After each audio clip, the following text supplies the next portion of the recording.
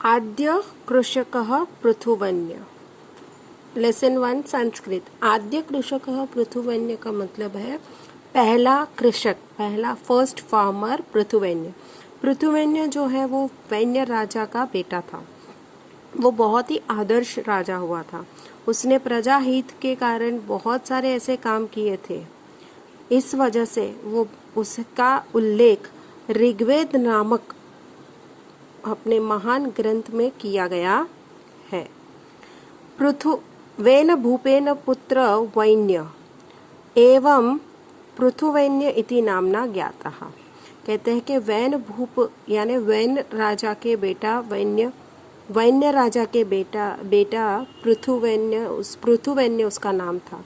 ऐसे उसका नाम पृथु था, लेकिन एक वैन्य राजा जो था उसका बेटा, इसीलिए उसको नाम पड़ा पृथुवैन्य। स प्रजाहित दक्ष सम्राट इति स्मृतम। मीन्स उसे प्रजाहित दक्ष मीन्स प्रजा का हित चाहने वाला, हित दक्ष मतलब प्रजा का हित चाहने वाला राजा माना गया है। भारत देशे पृथुना एवं कृषि कार्यं प्रारंभम संशोधितम विकासहम प्रति निमित्तः सह। यानी हमारे भारत देश में कृषि कार्य प्रारंभ करने वाला ये पहला पृथु राजा था जिसने इसका विकास किया। स एषः कृषि विद्यायाः जनक इति मत। इसीलिए वह कृषि विद्या का जनक माना जाता है। अतः एवं स प्रथमः कृषकः। इसके अलावा यह हमारा पहला फार्मर माना जाता है। धरित्र्या पृथिवी इति नाम्नाभिधानं पृथो कार्यस्य स्मारकम इति मन्यते भूते। मीन्स धरती पर पृथ्वी पर नानाभिधानाम पृथो मीन्स अलग अलग कार्य करने में उसके लिए उसका स्मारक बनाया गया है। भूपालः पृथुवैन्य नाम्नः धरायां प्रथम अभिषिक्तः राजा। यानी भूपाल मतलब राजा। भूपालः पृथुवैन्य नाम्नः धराया प्रथम अभिषिक्त राजा। यानी राजा पृथुवैन्य जो था वो धरती पर प्रथम ऐसा राजा जो जिसका अभिषिक्त मतलब अभिषेक किया गया हो सब प्रजा के द्वारा। प्रयाग क्षेत्रे पृथुनृपस्य राजधानी आस्थित।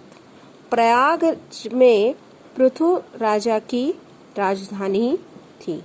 प्रयाग मतलब अभी का जो काशी है वो प्रयाग, जहाँ पे 3 नदियों का संगम होता है उसे प्रयाग कहते हैं। तो ऐसे ही प्रयाग जो है वो उसकी राजधानी थी। राज्याभिषेक समये चारणा पृथुनृपस्य श्रुति गातुम मुत्सुकाः। कहते हैं कि उसका जब राज्याभिषेक किया गया तभी जो चारण मतलब चारण समुदाय ऐसा समुदाय होता है जो राजा के गुणों को गा कर लोगों को सुनाता है। तो ये जो चारण समुदाय जो था, जब उसका ये जो पृथुवैन्य राजा जो था उसका राज्याभिषेक हुआ, तब ये चारण समुदाय जो लोग थे वो पृथु राजा की स्तुति मतलब स्तुति गाना चाहते थे, अच्छी बातें गाना चाहते थे। तद पृथु आज्ञापयत। लेकिन तभी पृथु राजा ने उनको आज्ञा दी। तिष्ठन्तु चारणा मीन्स रुको चारण, यावत मम सद्गुणा न प्रकटी भवन्ति मीन्स जब तक मेरे सद्गुण प्रकट नहीं होते हैं तावदहम न स्तोतव्यम। लेकिन जब तक मेरे अच्छे गुण प्रकट नहीं होते तब तक मैं स्तुति करने लायक नहीं हूँ। स्तवनन्तुम तु ईश्वर से भवेत्। स्तुति तो ईश्वर की ही होनी चाहिए। स्तुति गायकः पृथुनृपस्य एतादृशी निस्पृहता ज्ञात्वा प्रसन्ना भवति।